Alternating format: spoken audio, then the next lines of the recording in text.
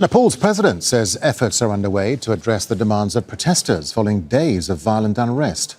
Demonstrators are calling for parliament to be dissolved. Earlier this week, Prime Minister KP Oli was forced to resign. Some are calling for a former Chief Justice to be made the interim leader. And a curfew is now in place across the country after at least 30 people were killed. Well, Al Jazeera's Rob McBride joins us live now from the capital, Kathmandu. Rob, there seems to be an uneasy calm on the streets for now, but what sort of efforts are being made to address the political demands of the protesters?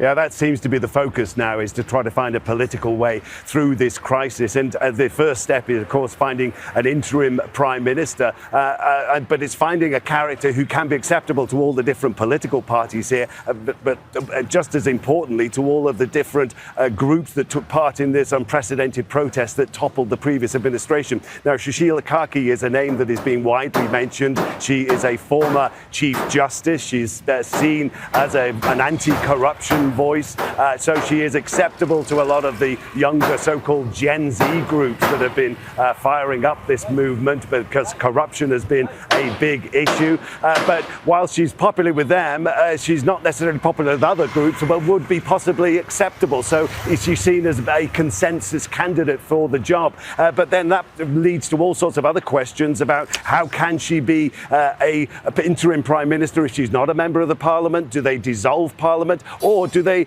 overturn the constitution itself? This is the former royal palace. It's now a museum. In 2015, with the dissolution of the monarchy, that brought to an end the previous constitutional crisis that people don't want to see a return to. But what is for sure is that Nepal is in for a long period of political uncertainty. Yeah, Robin, we're being told this is the worst unrest that Nepal has seen in decades. What sort of impact has this had on the economy of the country and people's livelihoods there, Rob?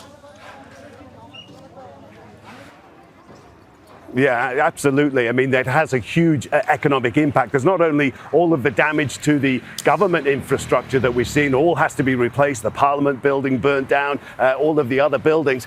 The commercial sector has also suffered very badly. This is one of the main commercial streets in Kathmandu. There are an awful lot of buildings here have been gutted. Other shops and stores are still shuttered. They've been closed down.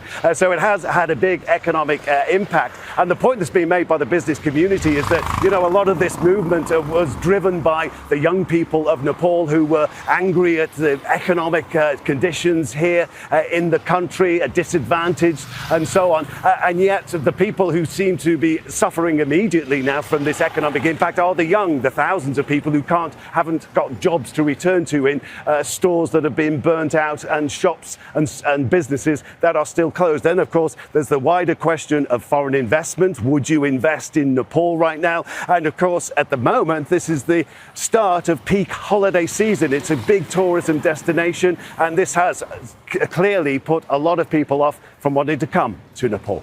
All right, Rob McBride, live for us there in Kathmandu. Rob, thank you. Don't miss out. Get the full picture. Subscribe to Al Jazeera for reliable news and expert insights. Like, share, stay ahead.